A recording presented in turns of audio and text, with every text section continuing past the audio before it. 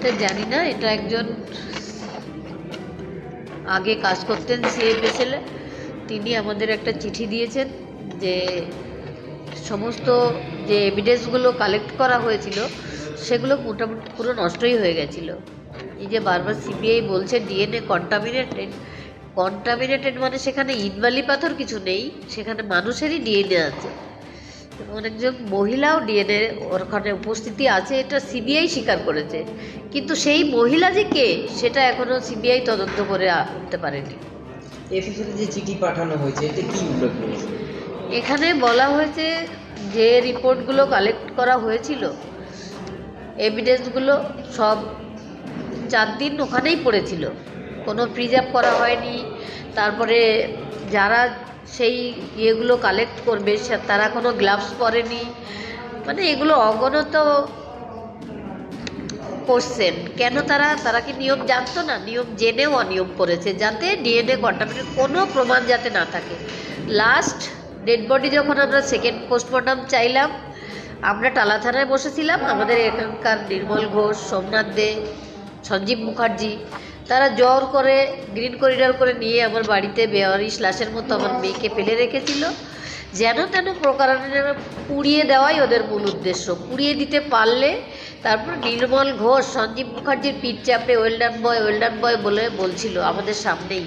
তো সেখানে কার নিয়ম মানা হচ্ছিল? স্বাস্থ্য দপ্তরের দুর্নীতি এটা একদিনের নয়। সন্দীপ ঘোষের বিরুদ্ধে যদি আমাদের প্রাক্তন মুখ্যমন্ত্রী বা তথা স্বাস্থ্যমন্ত্রী তখন নিতেন, যখন তার বিরুদ্ধে মামলা দায়ের করা হয়েছিল, তখন উনি ওনাকে প্রশ্রয় দিয়েছেন। আর সেই প্রশ্রয় জন্য একাধিক সন্দীপ ঘোষ তৈরি হয়েছে প্রত্যেকটা মেডিকেল কলেজে। থ্রেড কালচার এখনও সব কলেজেই রয়েছে, এগুলো তদন্তের আওতায় আসছে না। আমার মেয়ে যারা খুনি, যারা আসল অপরাধী, তারা এখনও আরজিকর হসপিটালেই রয়েছে। তেমনি সুমিত রায় তফাদার, যেমন স্বাস্থ্য সচিব নারায়ণ স্বরূপ নিগম, তিনি এত বড় একটা ক্রাইম ঘটল, সেখানে পিজিটি রুমটা আর তার সংলগ্ন বাথরুমের বেসিন সব ভেঙে দিলেন। সেখানে 29 জন পিজিটি সবাই সাইন করলো।